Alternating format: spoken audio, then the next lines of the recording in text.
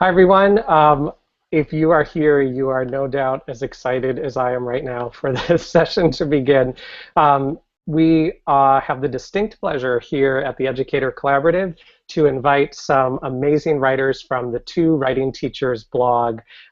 It is a community of thousands and thousands, I think now up to millions of views. I know it's several million, as a matter of fact, community of writers, teachers, educators who come together to share ideas about teaching, to learn, and to do one of my favorite parts of the Two Writing Teachers community, Slice of Life.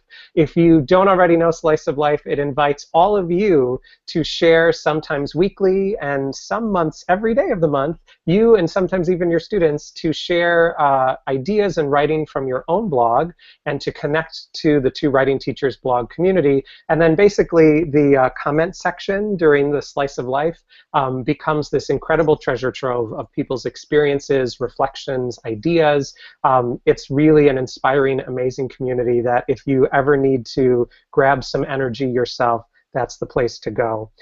So with great pleasure, I'd like to introduce just four of the writers from Two Writing Teachers who are joining us today. We have Stacy Shubitz, who's one of the founders of Two Writing Directors. She's an independent literacy consultant and graduate school instructor for Lesley University and an author as well. Here she is waving to us. Hi, Stacy. Hi. We have Dana Murphy, an instructional coach in Woodridge School District 68, located in the suburbs of Chicago. I've had the pleasure of running into Dana in Chicago and many other wonderful places. Hi there. We have Deb Frazier, Deb Frazier is not only a wonderful writer in person, but she also will bring you Jenny's ice cream when you're in the Columbus area, which, if you know me, I think I have a Jenny's bag over there, and Jenny's book. Jenny's ice cream, to me, a Wisconsin boy, is the greatest ice cream in the world. Sorry, Wisconsin. Chicago. Columbus won. So there's Deb. Hi, Deb. Hi. And then we have our friend Betsy Hubbard, who's a dedicated educator for young children in Michigan. I've known Betsy for years now. We worked together in our Teacher Poets series a couple Aprils ago, and then last April as well. So welcome, Betsy. Thanks for being here. Hi, great to be here. I'm so excited for this session. You can follow along using the hashtag #TheEdCollabGathering, and then be sure to include the number 14. So anything that you tweet, use hashtag #EdCollabGathering 14, and we'll be bringing in your thoughts and tweets as we go. So I'll pass it over to you, and have a great session. I'm so excited. Bye. Thank you, Chris, so much for that awesome introduction. As Chris said, we are from Two Writing Teachers, and I'm Betsy Hubbard, one of the co-authors there. And we are just so happy to welcome everyone to maximize independent writing time by creating Conferring Toolkits. And as he said also, I would encourage you to tweet out questions or ideas or comments you might have related to Conferring Toolkits as well.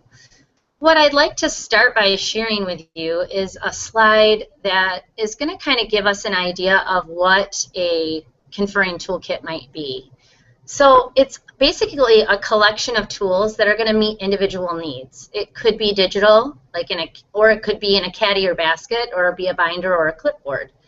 And no two kits are going to look the same because they're going to be teacher created, and they're going to grow and change throughout the year as you as a teacher grow and as your students grow. You might also wonder what goes into a toolkit. And some of the things we're going to be talking about are these different supplies and ideas that we put in our toolkits as teachers. Deb is going to be talking about mentor texts and classroom stories and their place in your toolkit.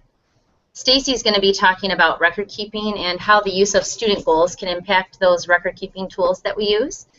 And Dana's going to be talking about cheat sheets when you just need a quick reference while conferring with students right beside them. I'm going to be talking about supplies and things that you might include, like mini charts and student samples, or even your own writer's notebook. So you might also wonder, why do we need a toolkit? And the reason I love to have my toolkit with me is everything is in one place. It helps me to stay focused and organized right when I'm in the moment with the student. And what I have found that it ultimately does is helps me to make the right decision when I'm with that student, to be really intentional about what I want to do next. If I don't have the supplies with me, I'm likely to go to plan B or C instead of what I really want to do. But when I have everything at my fingertips, I'm able to make really intentional decisions. One of the things, especially as a primary teacher, that I loved carrying around with me was a caddy, and it was full of supplies ready to go. And it's coming up here. And what I had in there were lots of pens. I had highlighters and glue sticks. I had spider legs and highlighter tape and staplers and lots of paper clips. And I even had unused labels in there and colored pencils and, of course, a variety of sticky notes. And I'm just going to talk for a minute about how I use some of those supplies from my toolkit with students. So with a highlighter, one of the things that I like to do a lot, I really encourage a lot of talk through writing workshop. And with that talk, when I'm having conversations with students, we often discuss and orally rehearse their story. And especially in the primary grades, they don't always have all the conventions of writing down yet. And they don't know necessarily where to put their words or how to fit it all in. And so in this example, I just would show with a highlighter students kind of where the words need to go right in their notebook or in their booklet. And so in this example, we rehearsed, I saw a hot air balloon, and then together we wrote some lines right on there with a highlighter just to kind of practice and coach through where the words were going to go on the page. I talked a little bit about spider legs as well, and recently with a kindergartner, Regan, she was working on a how-to story about how to cut. She wanted to teach her peers how to use scissors properly. And she went through and talked a little bit about how you need scissors and paper, and then she got to the page where she demonstrated in an illustration exactly where the fingers go. I just love this picture. And she explained exactly how to do that, and then we realized that she had not let her audience know that they were ready to do the task, that they were ready to cut. And there just wasn't any room on the page, so we just added a little spider leg, and she was able to add, now you're ready to cut, and revise that instead of what a lot of times kids typically do is go up the page or try and find a place to squeeze it in. This is just a nice way for kids to learn how to revise quickly on their own. I also like to use highlighter tape for a few different reasons. One of them, and this is just a sample of it, one of the reasons I like to use highlighter tape is to teach kids how to make spaces between words. It's just a quick, easy, novel kind of way for them to go through and put spaces in between. And I just fold over one edge, so there's a sticky part and a non-sticky part. And in that same notebook I used a moment ago, I'll just kind of demonstrate that they can go ahead and just stick that right in their notebook or on their booklet after their word, and then move it right along as they're writing to just remember to put those spaces in, and kids love to have these in their notebooks. I also mentioned unused labels, and this is one that when I share with people, they always go, I didn't think about using labels for this before. I just have, I mean, we all have those labels. We printed off different things, and there's those 2 or 3 left on the sheet that we didn't need, and I just always like to save those and keep them on hand for kids to go ahead and cut to size or just peel off and put over a little spot, maybe where they made a mistake or something in a published piece. Sometimes that can cause some anxiety for kids, and they want to fix part of their illustration or maybe a word that they misspelled a couple times in their writing, and they know how to fix it themselves. They can just stick that label right on there, and I can show that to them during a conferring session. I also mentioned that I love to put sticky notes in my conferring toolkit, and I'm sure a lot of us are like this. I like to have a variety of sticky notes, and one of the main reasons I like to keep them is to kind of have the little guide on the side after I walk away. I might model a sketch or a plan.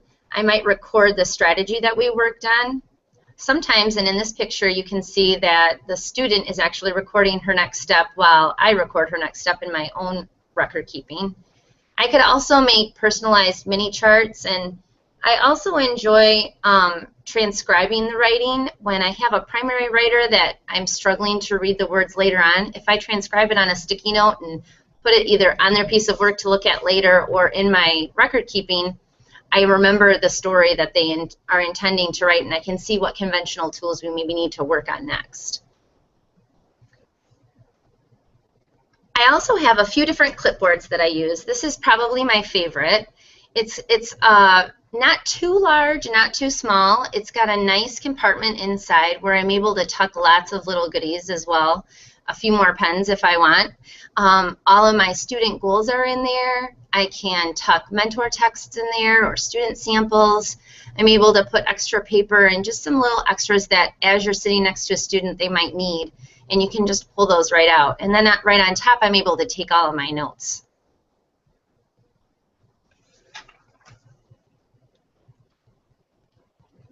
I also have found as a teacher that I'm making charts all the time, and I'm putting them up in my classroom or I have them on the easel, and eventually I need to make room for other charts. So what I like to do, instead of getting rid of them altogether from the classroom, is take photos of those and then just print small copies to have tucked inside my toolkit. Because oftentimes what I'll find is I may have put a chart away, but a student may still need that chart. So I like to go ahead and share with them a mini chart version of the charts that we have in the classroom. And those can vary from anything to a planning menu to something really specific like transition words. So if I don't have them up in the classroom still, I can just pull out a little copy and put it right next to them, just as a reminder of the mini lesson or demonstration that we did in class. And then they have that little guide next to them to kind of keep them on track with their next step.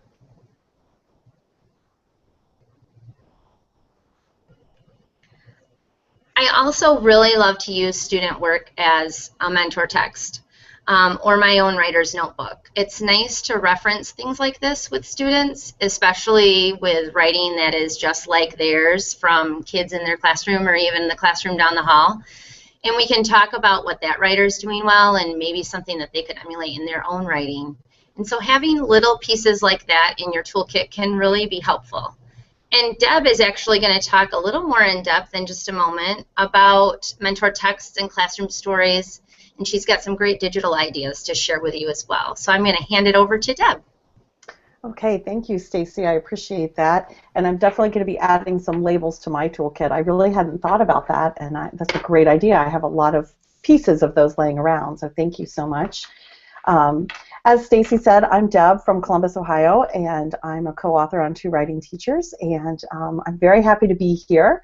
I hope you're all enjoying your day here with the Ed Collab, and I'm going to talk to you about mentor text in the toolkits. And I like to start first by connecting, well, I want to start first by talking about the importance of having mentor text. And I'm sure you may remember learning to cook with your grandma or your mom, and you've seen that whole pie or cake or bread that your grandma or mom is able to put together, and you're wondering, how did they do that? So they break those pieces down and show you exactly how to do that. And this quote that I have here from Tara Smith I actually found this in the series of Conferring Toolkits on Two Writing Teachers and Tara Smith's post.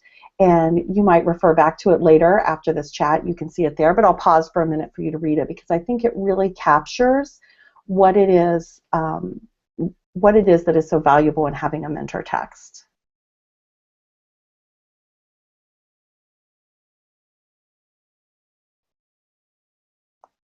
Okay, and like I said, that'll be in the archive, and you can visit it there, or you can go back to Tara Smith's blog. I don't want to leave you with dead air for too long. But I like to start with my toolkits by connecting with what my kids already know and thinking about where they are, not only as writers, but as children. So my friends will get a little chuckle out of this when I share this with them, and I can still pull my teenage and young adult daughters along with me. But I like to go to see what it is that's popular with kids, and so this happens to be from Inside Out. And I knew I had to see that Disney movie when it came out because I could talk about the colors for writing, I could talk about the feelings, and I just felt like Disney made that movie for teachers. So I have these little characters that are in my toolkit, and it's a great way to talk about feelings and color, like I said, and with words like disgust, that's great vocabulary too. You can bring in more vocabulary with your kids. So I like to start with what it is the kids know, and it's so empowering to hear those first graders refer back to that in the workshop and knowing that, oh, they knew that before writing and now it connects to their writing, and they have that ownership over that. So as you can see in this slide, I feel like that's a powerful tool for me, and I have things similar to that in my toolkit, whatever's popular for that time. So the right tool for the right job is very important.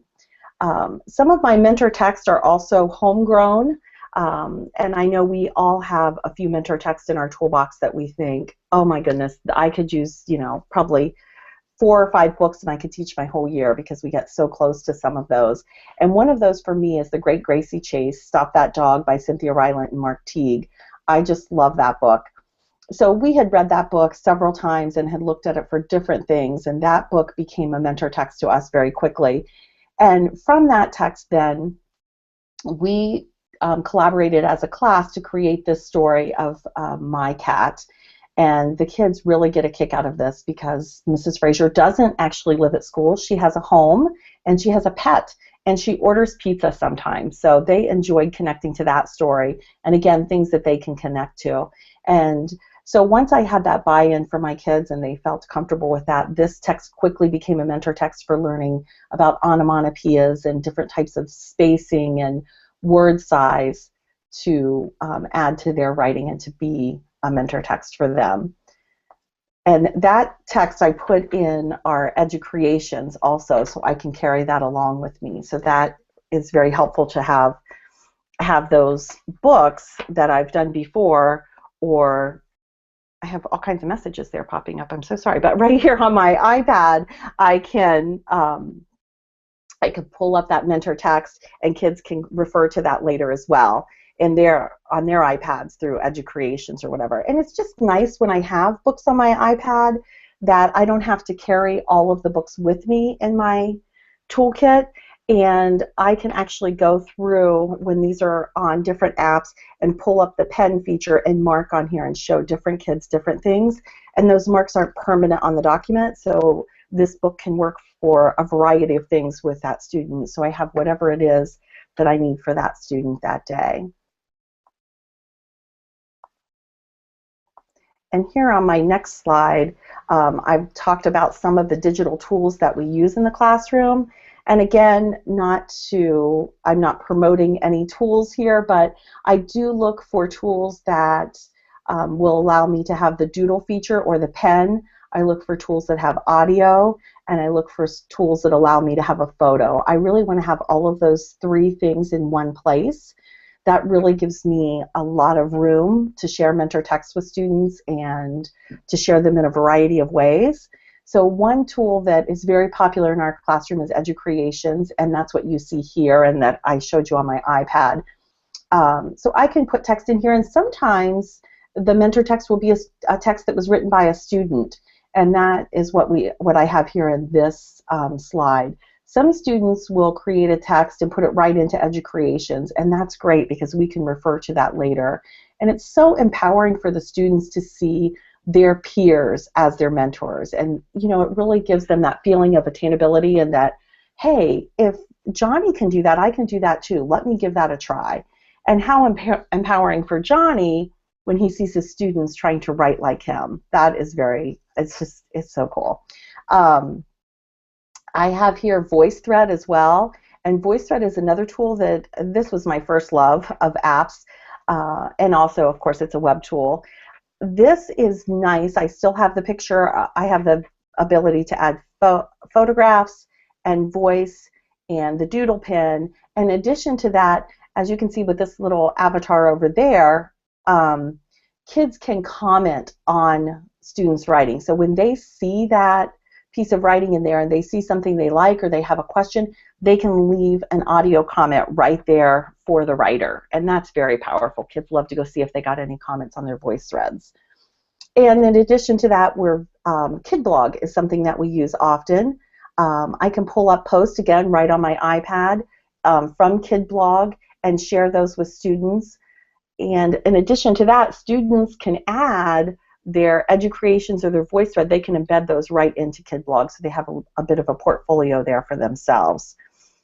So there are a lot of options there for apps in the workshop. Sorry about that.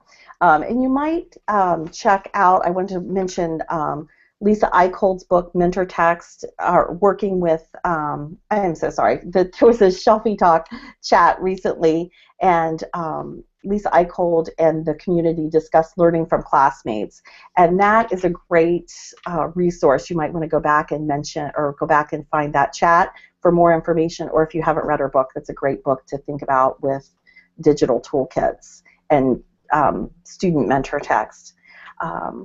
And the other piece I want to mention is where I house my toolkit is my fancy little bag here. I love this bag because it has many pockets. So Stacy, I can add my labels right here, and I've got places for my pens and tape and different things. It also has a nice long strap. I like the strap because this bag becomes an easy body bag, and I can just wear it across the day. My iPad slips right in it. And it gets pretty popular with the young first grade girls, as you can imagine. So then I have students walking around with pencils and Post-it notes in their bags, and they're all ready for learning. So I love that they take it so seriously. But thank you so much for listening. I hope that you found some things that will be helpful. And I'm going to turn this over to Stacy, who's going to talk about record keeping. Thanks, Deb. So I also have a toolkit. Mine's not as cute as Deb's, but it works. It's functional, and I've got, you know, supplies and mentor text, and I also have my iPad, which is where I keep so many of my conference records. And now I'm going to talk about conference records, but before I get to that, we saw a tweet that was great. It was from @KevReaderENN saying that the thought going forward is going to be to try a hybrid physical and digital model kit. And that's great. That's actually kind of what I do, because as you see, I have this, you know, old-fashioned tote bag, but I also have my iPad inside. So I'm going to talk about record keeping, how to do it with a toolkit, and specifically how to do it with both the traditional pen and paper and also how to do it using digital records. So let's get started. So I often have to make the case for record keeping with teachers when I go out and do consulting, not because people don't want to keep records, but because it can be laborious and time-consuming. So I like to make the case for record keeping because it helps people understand the why behind why we do this. So the first thing that's important to keep in mind is that record keeping helps you distribute your time equitably amongst your students. There was a year that I had a student who shall remain nameless who monopolized a lot of my time in the classroom.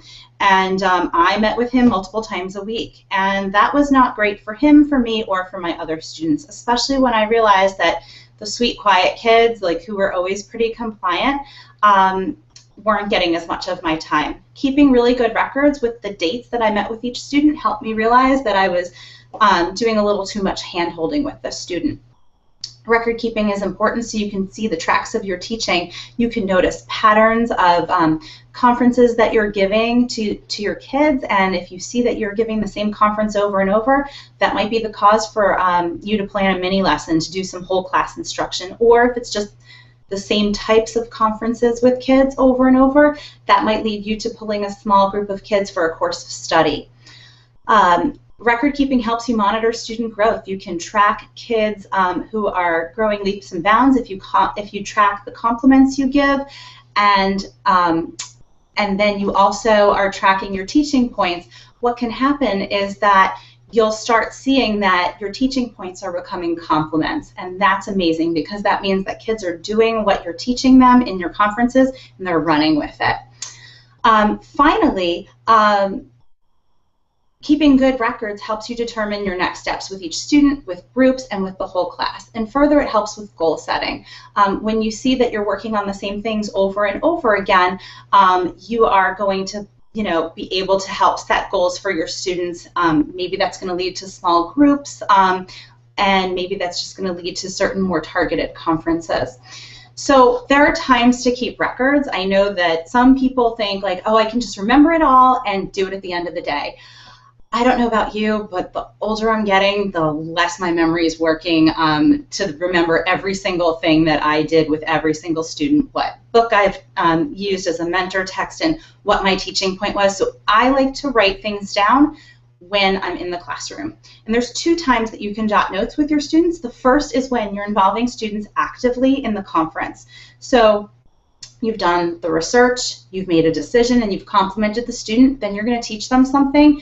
When they're actively involved in whatever it is that you're teaching them, that's the time that you're going to start writing your notes, okay? What did you compliment them on? What was your teaching point? And what's the next step that you might see for the next conference? And you can see an example of this in just a second that I'll show you. And then also in between conferences, maybe you don't want to be writing your notes when the student's working because you think that it will distract the student or for whatever reason.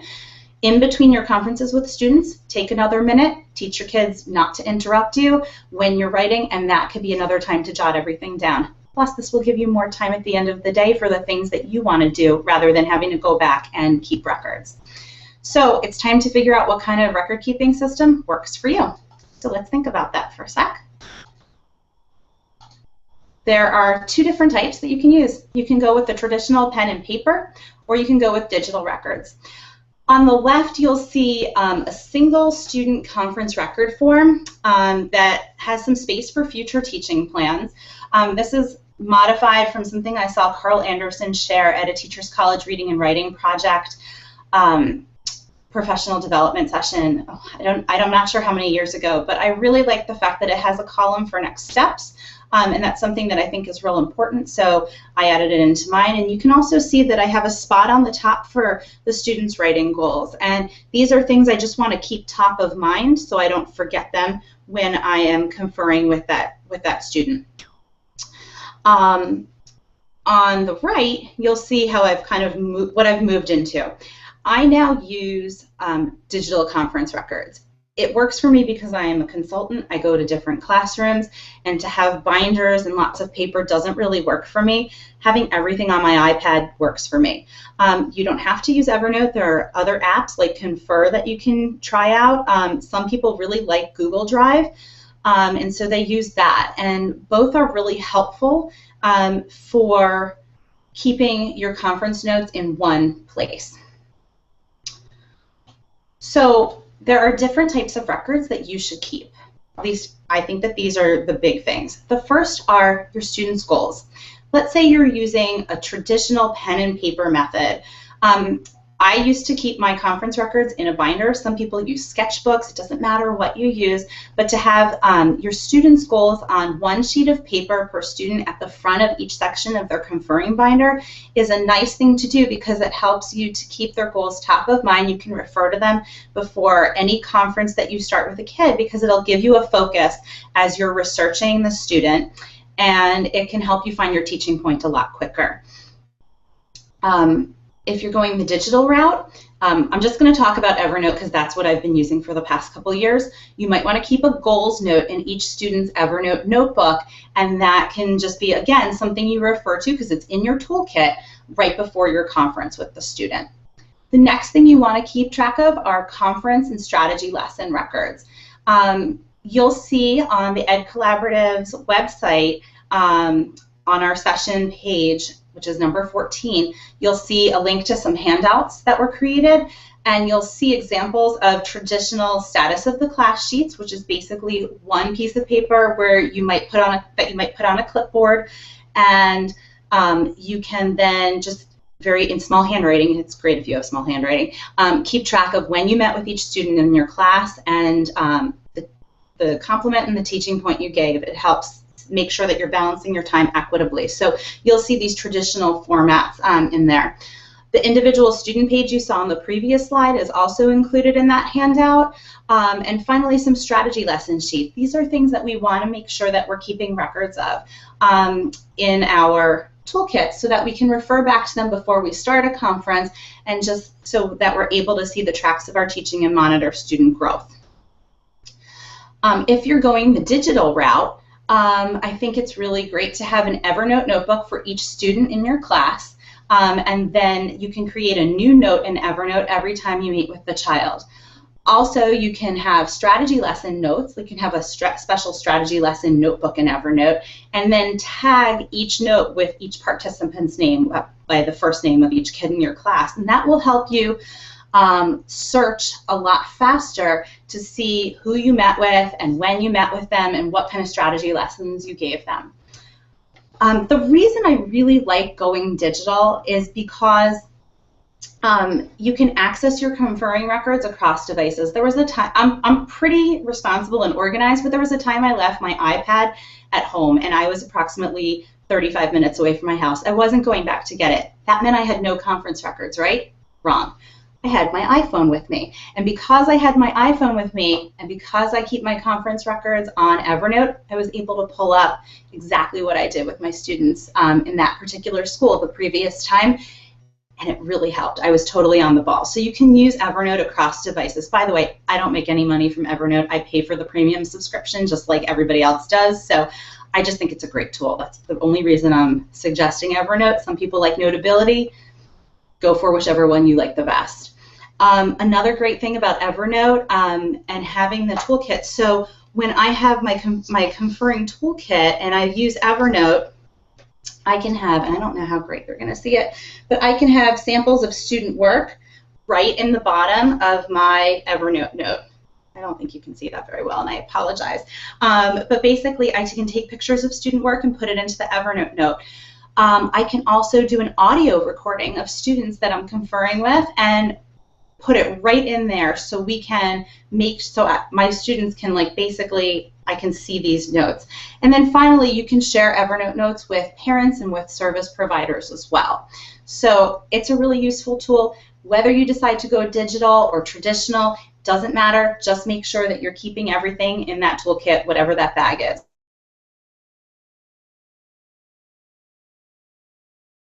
Make sure that you are tweeting questions if you have them with the hashtag the EdCollab Gathering and hashtag 14, and we will take them in about 10 minutes. Thank you. Thanks, Stacy. I really think keeping our records with us in our toolkits really does lift the level of our conferences. So that's great. It's a really important part of our toolkits, I think. So I'm Dana, and for the final portion of our session, I'm going to talk to you about adding cheat sheets to your toolkits. A cheat sheet is just a little guide on the side that will help you stay on track when you're conferring with kids. I'm going to, in the next few minutes, show you several examples of cheat sheets and then give you a couple tools so that you can create your own. I know that teachers often feel really insecure in their conferring skills. It's completely normal.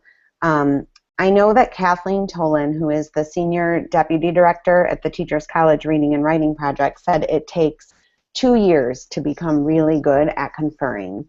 I've been conferring for years, and there are still times that I walk away from a student unsure if I said the right thing or not. So because of that, teachers often ask, do you have a list of questions that I could keep with me as I'm talking to kids? But I really don't think you want a list of questions. I think what you want is a cheat sheet. I know that a writing conference is meant to be a conversation between you and the student. It's not an interview and it's not an interrogation. So you don't want to just simply fire a bunch of questions off at the student and then write down their answer, because that's not conferring. Also, your conference should be led whenever possible by the student and their writing and their thinking, not by a list of predetermined questions. So I think what would be helpful, though, is a cheat sheet. Maybe you can think of a time in your life when you used a cheat sheet. I know that I have used them in the kitchen, like when I'm making a recipe that I know almost by heart. I have my mom's lasagna recipe almost completely memorized, but when I'm making it, I can never remember the order in which to layer the ingredients. So I just made myself a little cheat sheet, and it reminds me to put noodles, sauce, meat, cheese, and more cheese in that order. So that little post-it is just a cheat sheet for my recipe. So let's get started. I'm going to describe to you 2 types of cheat sheets that you might want to put in your toolkit. The first is going to help you be more consistent in your conferences. When it comes to conferring, I recommend that you just use a similar format for all of your conferences. This will help keep you on track so you don't go off on the tangent, and also it helps the kids know what to expect when they sit down to talk to you. So a cheat sheet can help you remember what part of your conference comes next. Let me show you some examples. So this first cheat sheet was actually designed by my friend and co-author Stacy from the Two Writing Teachers. When Stacy does a writing conference, she uses this format, which was developed by the Teachers College Reading and Writing Project. So it has 5 parts: research, decide, complement, teach, link. So this cheat sheet that Stacy created gives you sentence stems for the research, complement, and teach phase of the conference. So you can imagine yourself glancing down at this sheet as you're working through the various parts of the conference. If you're looking to compliment a student and you're feeling stuck, you could look down here and take the sentence stem, I noticed the way you're, and then just fill in the blank. So this type of cheat sheet is designed to help you navigate your way through the 5 parts of a conference. This second cheat sheet it was kept digitally. It wasn't a paper sheet. A teacher that I was coaching was using the conference format recommended by Carl Anderson in his book, How's It Going? In Carl's work, a writing conference has 2 parts. The first part of the conference is the research part, and the teacher's trying to get on a line of thinking about the student's work. And the second part is the teaching phase, and it has 4 steps. So as the teacher and I kept our conferring notes electronically, we also kept this tab open to our Google Doc. And then we could just easily switch back and forth between our notes and this cheat sheet to help us stay on track.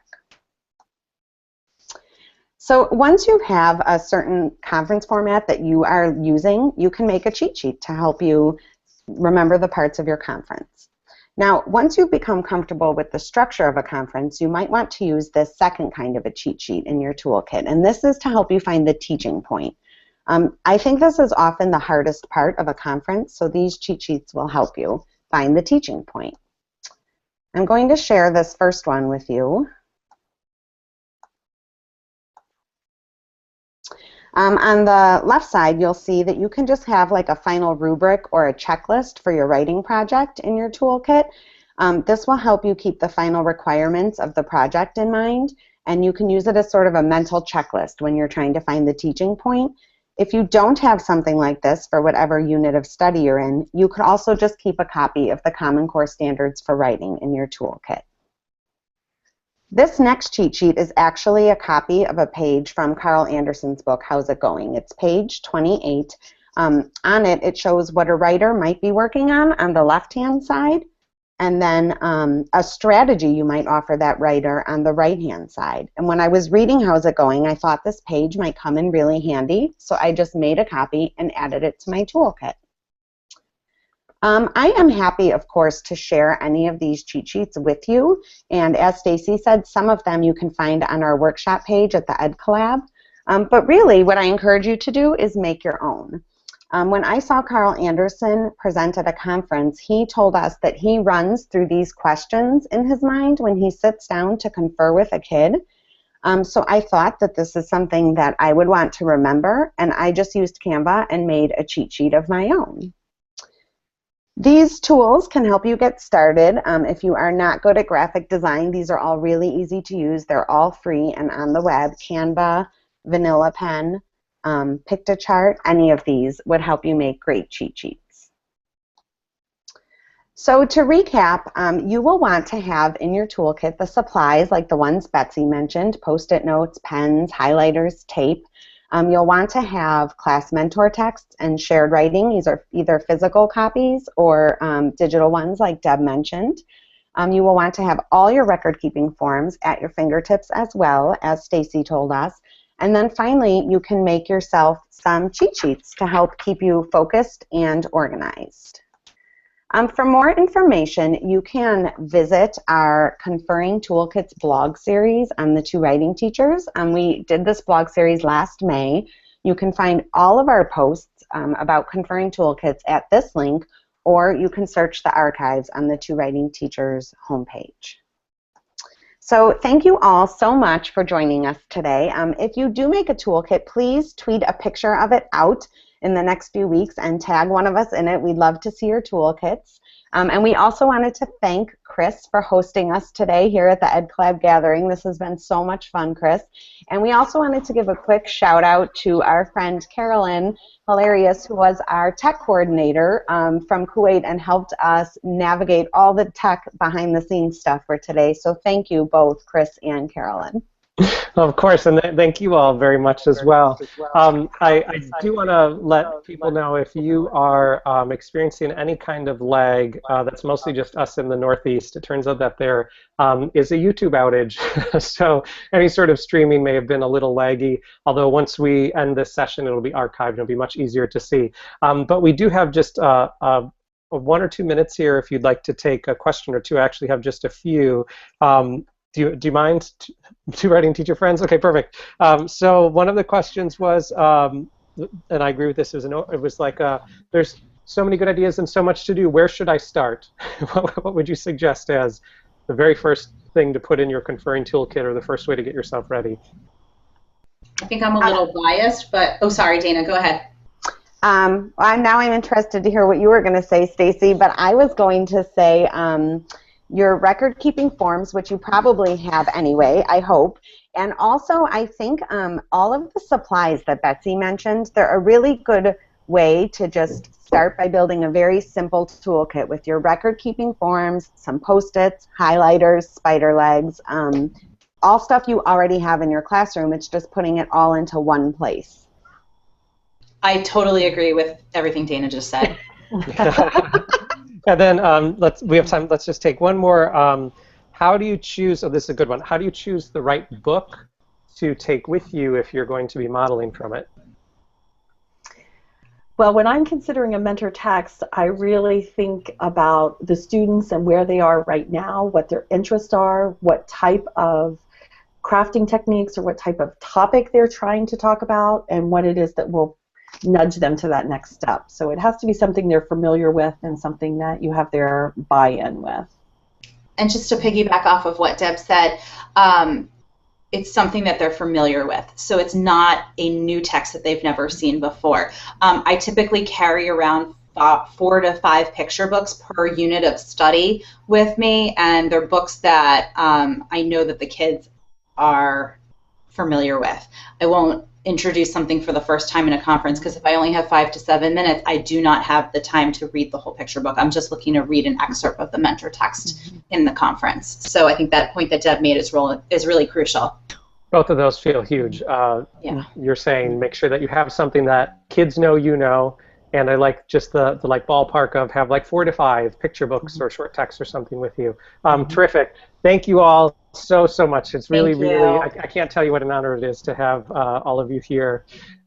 So for all of you that are with us, I can't believe we're almost to the end here.